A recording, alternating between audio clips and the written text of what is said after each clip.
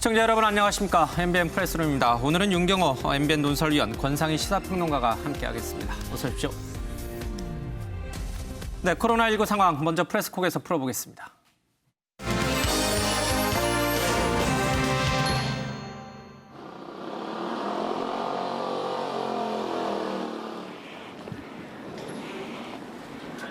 잘 지켜주시고요. 네, 사람이 모이려면 오늘 택시가 들어가요. 손님들이 이제 많이 몰릴 때 비울 때는 예약석이 아니고 여기다가 사회적 거리두기로 이렇게 해서 하나씩 올려놔서 영업시간은 영업시간이 아니라 이거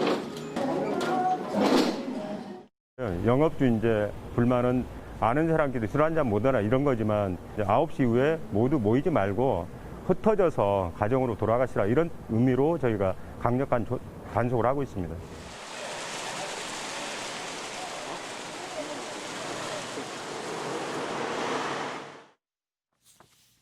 네, 사회적 거리두기 2.5단계가 시작되면서 거리는 한산합니다. 상당수 직장인이 재택근무에 돌입하면서 출근길 대중교통은 한산했고요. 서울시의 경우 밤 9시 이후 버스를 감축 운행하면서 퇴근길도 빨라졌습니다. 점심시간에는 변화가 더 크게 느껴졌는데요.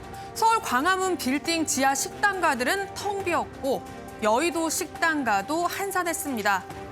식당을 찾아가는 대신 도시락이나 배달 음식으로 대체한 직장인들이 적지 않았기 때문인데요. 실제로 서울 신촌 먹자골목을 돌아보니 사회적 거리두기 2.5단계가 유지되는 이번 주말까지 영업을 중단한다면서 아예 문을 걸어 닫은 식당들이 적지 않았습니다. 수도권 은행들은요, 영업시간을 오전 9시 반에서 오후 3시 반으로 1시간 줄이기도 했습니다. 이렇게 경제활동이 멈추면서 자영업자들의 시름은 더욱 깊어지고 있는데요. 정부는 소상공인과 자영업자들을 위한 추가 대책을 마련하고 있다고 밝혔습니다. 다만 확진자가 늘어나면서 앞으로 그런 고용상의 어려움이 더 심화될 가능성이 있어서 그 문제에 대해서는 정부가 어떻게 더 추가적으로 사각지대를 메꿀 것인지에 대해서 아까 말씀드렸던 대로 자영업자까지 포함해서 이제 검토가 진행 중에 있고요. 사회적 거리두기 3단계가 만약 가면 저는 경제적인 측면에서는 큰 타격이 예상되기 때문에 그 단계까지 가지 않도록 방역하는 게 최우선이라고 생각하고요. 사회적 거리두기 2.5단계가 바꿔놓은 것들, 오늘의 프레스콕입니다. 많은 분들의 고통과 불편을 수반하는 지금의 강력한 조치가 유행 억제의 반전을 이끌어내려면 국민들이 모두 함께 철저하게 방역에 참여해서 강화된 2단계 사회적 거리두기를 굵고 짧게 잘 맞춰야 방역의 효과도 낼 수 있고 피해도 최소한으로 줄일 수가 있습니다. 이번 한 주 동안 긴장의 끈을 바짝 조여 반드시 코로나19 유행을 극복할 수 있도록 국민 여러분들의 자발적인 참여를 간곡하게 요청드립니다. 네, 들으신 것처럼 사회적 거리두기 2.5단계가 시행이 되면서 일정 부분 방역의 효과를 얻고 있습니다. 이번 주가 최대 고비가 될 것으로 보이는데 이번 한 주, 남은 한 주도 끝까지 사회적 거리두기 방역을 잘 실시해서 코로나를 좀 끝낼 수 있었으면 좋겠습니다. 김태일 기자, 정은경 본부장의 방금 얘기를 들었습니다만 실제로 숫자상으로도요. 지난 8월 26일 400명을 넘어서, 그러니까 일일 신규 확진자가 400명을 넘어선 이래 닷새째 계속 하향 추세고 지금은 사회적 거리두기 2.5단계 실시된 이후로는 200명대로 떨어지면서 안정 추세로 가고 있어요. 그렇습니다. 지금 이제 수도권에 강화된 2.5단계가 시행 중인데 그에 앞서서 2단계가 시행된 거는 지금 2주일이 훨씬 넘었거든요. 예. 그래서 지금 며칠째 이제 확진자 수가 감소하는 건 2단계 효과가 서서히 나타나고 있다. 이게 이제 방역 당국의 평가고요. 그래프상으로도 확연하게 하락세가 보여요. 그렇습니다. 지금 예. 2.5단계까지 포함해서 2단계 이상 된 게 지금 2주 한 반 정도 됐거든요. 예. 그 효과가 지금 서서히 나타나면서 이 하루 확진자 수가 이제 서서히 줄고 있다. 이게 방역 당국의 평가고. 예. 앞서 이제 최현미 기자 발제에서도 보셨다시피 지금 생활적인 측면에서 타격도 크고요. 그리고 이 상태가 지속이 계속되면 시민들의 피로감도 높아져서 이 방역적인 측면에서도 흐지부지 될 수 있거든요. 예. 따라서 지금 조금 전에 이제 정경 본부장이 얘기한 것처럼 짧고 굵게 이번 그 2.5단계를 맞춰야 방역의 효과도 낼 수 있고 앞으로 피해도 최소화로 줄일 수 있다는 게 지금 방역 당국의 지금 입장입니다. 예. 일부 사람들은 주말에는 이제 검사 숫자가 이제 줄어드니까 당연히 신규 확진자 수가 줄어드는 거 아니냐 뭐 이런 얘기도 하시고 아직은 안심할 단계가 아니다라는 얘기도 정부 당국에서 내놓고는 있습니다만은 사회적 거리두기를 강력하게 시행한 것이 코로나 확산을 막는 데 효과가 있다는 것은 인정해야 될 것 같아요. 그렇습니다. 그래서 지금 방역 당국이 사회적 거리두기 2단계 이후의 효과가 바로 나타나고 있다라고 표현하지 않고요. 예. 서서히 나타나고 있다라는 게 예. 이렇게 이제 어떻게 보면 시민들에게 좀 더 경각심을 주면서도 이 같은 효과를 좀 극대화할 수 있는 이런 표현이라고 보면 되겠습니다. 예, 거리두기 2단계, 2.5단계가 시행이 되면서 여기저기서 불편과 어려움을 호소하는 분들이 많습니다. 그럼에도 불구하고 이것을 왜 우리가 해야 되는지 그것이 이제 숫자로 나오기 시작하는 것 같아요. 물론 이제 안심할 수는 없습니다만 조금 더 열심히 해야겠어요. 그렇죠. 예. 아니, 정의용은 본부장께서 웬만하면 집에 머물러 달라는 얘기를 예. 계속 하시잖아요.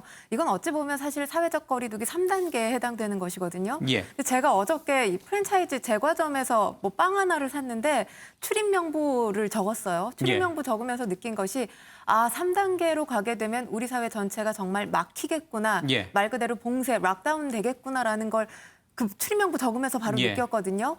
시민들께서도 이 점 유념해 주셨으면 좋겠고요. 그렇지만 아직까지도 지금 이 8월 23일부터 27일까지 12% 이동량이 감소한 예. 걸로 나타나고 있습니다. 그런데 신천지 때는 거의 40%가량 감소했었거든요. 이동량이. 예.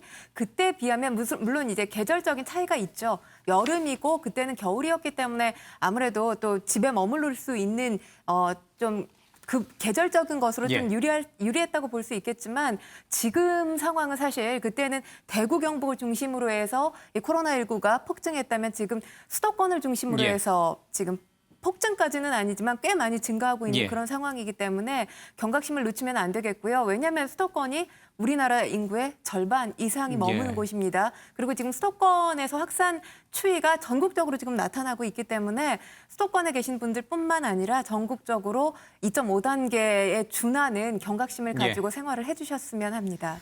짧고 굵게 이번 주에 모든 걸 좀 끝냈으면 좋겠습니다. 최민 기자, 이런 가운데 서울 그 시청 앞에요. 굉장히 좀 그러니까 옛날 지금 시청 청사죠.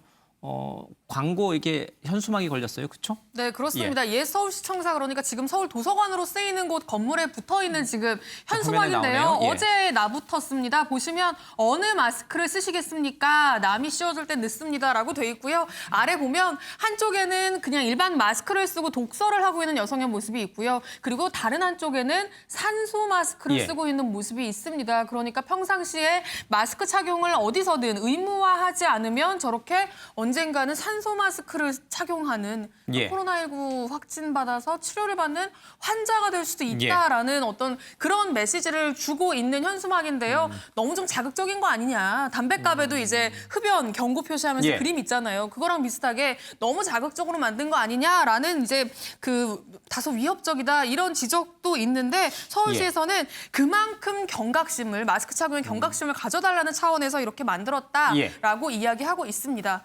뭐 자극적이라고 볼 수도 있겠습니다만은 저 정도는 뭐 그쵸? 예, 경각심을 주기에는 아주 좋은 것 같습니다. 얼마 전에 넉나간 가족에는 동영상도 서울시에서 만들어서 배포했잖아요. 사실 그 내용도 내용적으로 보면 좀 자극적이고 과장됐다라고 볼 수 있는데 실제 사례를 바탕으로 제작을 한 거기 때문에 그만큼 코로나19가 우리 생활을 굉장히 위협한다는 것을 잘 상징적으로 보여주는 것 같습니다. 이 마스크 쓰라고 하니까 사람들 이 턱에다가 걸쳐놓고선 담배 피고 뭐 차 마시고 이런 분들 많잖아요. 그건 쓴 게 아니에요, 그렇죠? 네, 그렇습니다. 예. 그리고 지금 정부가 그 마스크 착용을 의무화했습니다. 서울시가요. 예. 특히 서울시가 마스크 착용을 의무화하면서 10월 12일까지는 계도 기간이고요. 10월 13일부터는 이게 전면 의무화가 되면서 예. 그때부터는 마스크를 착용하지 않으면 10만 원의 과태료가 부과가 되거든요. 길거리에서 흡연하는 것과 마찬가지로 이제 10만 원씩 예. 과태료를 내야 하는데 그때 그냥 마스크를 안 쓴 이런 상태뿐만 아니라 지금 말씀하신 것처럼 이렇게 턱에다가 쓰거나 턱에 걸치는 거, 턱에 턱스크. 이렇게 하시는 분들 많죠, 답답해서. 예. 이렇게 하시는 분들 그리고 이렇게 코는 보이게, 입만, 예, 코만 입만 예. 이렇게 하는 예. 것도 마스크를 안 쓴 걸로 간주해서 과태료를 매기겠다고 지금 서울시가 오늘 세부 예. 지침을 내놨거든요. 그러니까 마스크를 꼭 코와 입을 다 가리는 상태로 착용해야 된다라는 점 꼭 예. 잊으시면 안 될 것 같고요.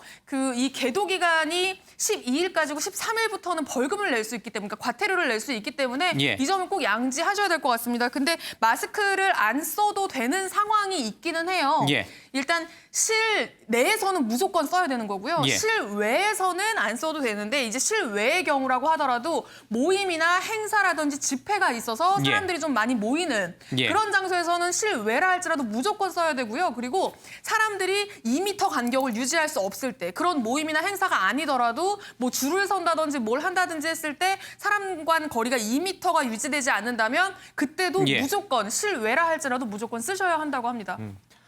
이 마스크 의무화 조치가 시행이 되면서 여기저기서 이제 크고 작은 분쟁들이 생겨요. 얼마 전에 지하철 안에서 슬리퍼로 막 때리는 일도 있었어요. 왜 마스크 쓰지 않는 사람에게 이제 흥분해서 그런 일도 있었는데, 시행 초기에는 바깥에서도 마스크를 써야 되느냐 가지고 약간의 혼선이 있었어요. 서울시에서는 실내뿐만 아니라 밖에서도 길거리 다니면서도 마스크를 의무적으로 착용해야 된다라고 공표를 했는데, 일반 시민들 가운데는 바깥에서 이렇게 돌아다닐 때 한적한 곳에 있는데 굳이 마스크를 써야 되냐 생각하시는 분들이 있거든요. 예. 처음에는 방역 당국이 흔히들 권고로 예. 먼저 제시를 하죠. 방역 수칙이. 그러나 상황이 조금 더 심각해지면 그 권고가 강제로 변하는 거고요. 그 강제사항을 준수를 하지 않으면 감염병 예방 관련 법에 의해서 예. 처벌도 가능하도록 그렇게 돼 있죠. 예. 저렇게 화면에 나옵니다마는 본인 혼자만의 편안함을 위해서 예. 공공시설에서, 특히 지하철, 버스 같은 곳에서 마스크를 쓰지 않은 거를 둘러싸고 일어나는 예. 의견 충돌, 그리고 저런 폭력과 같은 갈등. 아마 이 사정당국에서, 경찰과 검찰에서 저런 분들은 예외 없이 다 구속 처벌을 하는 걸로 예. 그렇게 아마 강화를 한 것 같아요. 사실 어제 월요일부터 흔히 말하는 2.5단계, 사회적 거리두기 2.5단계, 물론 수도권 중심입니다만 그걸 가지고 어저께 어느 신문이 준계엄령이라는 표현을 썼더라고요. 예. 그거는 어찌 보면 타율적인 강제를 더 부각시킨 거일 수 있는데요. 예. 사실 어제 오늘 이렇게 2.5단계로 적용을 해보니 주변에서 우선 개인적인 약속도 웬만하면 다 취소하고요. 많이 모이는 회합은 당연히 지금 취소를 하고 있고, 이런 타율적인 강제보다는 우선 내 스스로, 그리고 나와 가족의 안위를 위해서 내가 자발적으로 지금은 좀 참여를 한다. 이렇게 생각을 하시면 서로 더 편할 것 같아요. 마스크도 전 역시 그런 차원에서 받아들일 수 있지 않을까, 그런 생각. 예. 불편은 따르겠지만 짧고 굵게 끝내자는 정은경 본부장의 말처럼 이번 주에 좀 끝냈으면 좋겠습니다. 물론 종식까지는 멀겠습니다만 그래도 확연하게 숫자를 떨궈트려야 될 필요가 있습니다. 최은미 기자, 이런 가운데도 일부 조금 느슨해진 곳들은 우리 사회 곳곳에서 눈에 띄는 것 같습니다. 울산 지역에서 어르신들이 고스톱을 치다가 확진 판정을 받았나요? 네, 그렇습니다. 예. 그런데 사실은 지금 실내에서 사적인 공간에서 마스크 착용이 의무화는 아니거든요. 정부가 권고하는 사항도 아니고. 그래서 이제 마을 누군가의 집에서 모여서 고스톱을 울산에서 치셨어요. 어르신들이. 그 60, 70대, 80대 어르신들 5명이 치셨는데 이분들이 다 코로나19에 확진이 됐습니다. 그래서 지금 좀 이 마을 지역사회에서 꽤 논란이 되고 있는 상황인데, 사실 이분들 마스크를 안 쓰고 고스톱을 쳤거든요. 그러니까 고스톱 치신 분 다 감염됐겠죠. 근데 마스크를 왜 안 썼냐라고 하기는 조금 애매한 상황이긴 해요. 그런데 거리두기가 있는 기간인데 왜 이렇게 모여서 이렇게 활동을 하셨느냐, 활동을 하셨 이런 이야기는 할 수 있겠지만 사실 마스크 가지고 이야기할 수는 없는 상황이고요. 이제 정부가 감염 경로를 쫓아가다 보니까 67세 남성이 아마 가장 먼저 확진 판정을 받고, 이분이 이제 그 이전에 의료기관과 장례식장 같은 곳들을 다녔던 동선들이 있더라고요. 그래서 이분이 먼저 감염되고 이분과 함께 고스톱을 친 사람들 5명이 먼저 확진을 받았고요. 오늘 2명이 추가가 돼서 지금 총 7명이 됐다고 합니다. 그런데 이제 어르신들이 요즘에 일거리도 없고 하고 예. 지금 이제 밖에도 못 나가게 하고 그러니까 마을회관이나 뭐 누군가의 집에 모여서 이렇게 뭐 이렇게 좀 시간 보내는 이런 예. 소일들을 많이 하시는데 이런 과정에서도 코로나19가 걸릴 수 있다는 게 지금 이 사례를 통해서 드러난 거잖아요. 그래서 사실 어르신들도 굉장히 지금 조심을 하셔야 되는 상황이다라는 예. 말씀을 좀 드려야 될 것 같습니다. 저분들이 연령대가 모두 65세 정부가 정한 고위험군에 속하시는 분들이라 좀 걱정이 됩니다. 이제 동네에서 소일거리로 재미삼아 치는 고스톱조차도 코로나19 때문에 하지 못해야 되는 그런 세상이 돼버렸습니다. 어쩌다 이런 세상이 됐는지 좀 답답하지만 그래도 좀 방역을 잘 지켜야 될 것 같습니다. 프로야구 얼마 전에 개막을 했지만 역시 코로나19 확산 때문에 무관중 경기로 바뀌었잖아요. 근데도 또 확진자 나왔어요. 그렇습니다. 지금 한화 이글스 2군에서 뛰고 있는 신정락 투수가 코로나19 확진 판정을 예. 받았는데 국내 프로스포츠 선수 가운데는 첫 사례입니다. 그래서 이제 한화 구단이 지금 2군 선수와 스텝 전원 그리고 2군에서 뛰다가 1군으로 올라간 선수 2명 해서 모두 40명 검사를 마쳤는데 예. 다행히도 나머지 모두 음성 판정을 받았고요. 다만 예. 이제 이 서산구장 밖에서 출퇴근하는 선수와 스텝 36명 그리고 이 서산에서 한화하고 원정 경기를 치른 LG 선수단도 지금 차례로 이제 검사를 받고 있는데 앞으로 이제 검사 결과가 나올 겁니다. 그래서 일단은 KBO가 한화 2군 경기는 취소를 한 상태고요. 가장 지금 촉각을 곤두세웠던 게 바로 앞서 말씀드린 2군에서 1군으로 올라간 선수가 2명 있었거든요. 이 선수들 상황에 따라서는 지금 프로야구 전체가 스톱이 될 수 있었던 상황인데 다행히도 음성 판정을 받아서 1군 경기는 정상적으로 진행이 될 예정입니다. 신정락 투수, 그러니까 프로야구 투수 정도면 얼마나 체격이 좋겠습니까? 면역력은 또 얼마나 더 좋겠어요. 뭐 젊으니까 나는 건강하니까 코로나19 안 걸린다라고 자신만만해하는 젊은 사람들 많잖아요. 풀파티에 가고. 이 신정락 투수 보세요. 신정락 투수보다 면역력이 본인이 좋겠어요. 그렇죠? 그렇습니다. 그렇기 때문에 이제 코로나19는 뭐 이념적으로나 종교적으로나 연령에 아무 상관없이 정말 환경에만 놓이면 걸릴 수 있다라는 걸 보여주는 그런 경각심을 좀 느껴야 될 것 같습니다. 저렇게 아주 건강하고 투수로 뛰는 선수, 젊은 투수들까지도 걸리는 걸 보면 코로나19 바이러스가 얼마나 무서운지 감염 전파력이 강한지 알 수 있을 것 같습니다. 자, 이런 상황에서 이 전공의들의 파업은 계속되고 있습니다. 대통령까지 나서서 엄중 처벌을 거듭 강조하고 있지만 전공의들도 물러설 기미를 보이지 않고 있는 것 같습니다. 오늘 또다시 기자회견이 좀 있었는데요. 얘기 좀 들어보겠습니다. 대통령님, 저희들의 목소리를 들으셨습니까? 저희들의 양심에 따라 대한민국 의료를 바로잡기 위해 이 자리에 있습니다. 공공의대 설립, 의대 정원 확대, 협약 급여화, 비대면 진료 등 무분별하게 졸속 추진되는 것을 바라보며 미래에 고통받게 될 환자들을 생각했습니다. 필수 의료 전문가가 부족한 이유는 필수 의료 전문의 취업할 수 있는 병원이 없기 때문이지 필수 의료 전문가 자격증을 보유한 의사가 부족하기 때문이 절대 아닙니다. 관료들의 정치 논리보다는 전문가의 의견을 먼저 들어주십시오. 네, 전공의들의 얘기를 좀 들어봤습니다. 김태일 기자, 전공의들은 대통령에게 자신들이 분명히 뭔가를 요구했는데 왜 우리의 길을 귀담아 듣지 않느냐 이런 이제 불만이 조금 있는 것 같은데 대통령은 뭐라 그럽니까? 정부는 뭐라 그럽니까? 일단 오늘 정세균 총리가 한마디를 했습니다. 단 한 명의 의료인도 처벌을 받는 건 원치 않는다. 지금 해결책과 방법론은 다 제시가 있다고 생각을 하는데 지금 전공의 협의회나 의료계의 결단만 남은 것 같다 이렇게 얘기를 하고 있거든요. 저희가 문재인 대통령하고 정세균 총리 얘기 준비했는데 같이 한번 들어보시죠. 이 엄중한 국면에 의료계가 집단적인 진료 거부를 중단하지 않아 대단히 유감입니다. 환자의 건강과 생명을 첫 번째로 생각하겠노라는 히포크라테스의 선서를 잊지 말아야 할 것입니다. 정부는 단 한 명의 의료인도 처벌을 받는 일을 원하지 않습니다. 전공의들과 그리고 의대생 대표들, 의전원 대표들을 만났을 때도 3시간이라는 얘기를 하면서 저는 제 진심, 순간순간의 진심을 다했다고 생각합니다. 의사는 환자 곁에 있을 때 가장 빛이 난다고 전 늘 믿고 있습니다. 그러니까 정부는 의사들과 협의를 할 수 있다, 문을 열어놓고 있다 이런 입장인데요. 이제 전공의들이 이 정부가 이럼에도 불구하고 지금 정책을 졸속적으로 추진하고 있기 때문에 우리가 지금 이렇게 파업을 하는 거다라고 하고 있는데 어쨌든 좀 원만히 지금 해결될 가능성은 조금씩 보이고 있어요. 내부에서도 또 파업에 반대하는 사람들, 의사들도 많이 늘고 있잖아요. 그렇습니다. 이 파업에 반대하는 이런 의견들이나 내부에서도 지금 정부하고 지금 접촉점을 찾는 이런 과정도 있기 때문에 좀 더 열린 마음으로 협의를 하다 보면 아마 좀 이런 분쟁들이 조금 빨리 해결이 되지 않을까 싶습니다. 자, 코로나19 상황에서 의사들의 파업에 대한 전 국민적인 시선이 썩 좋지만은 않습니다.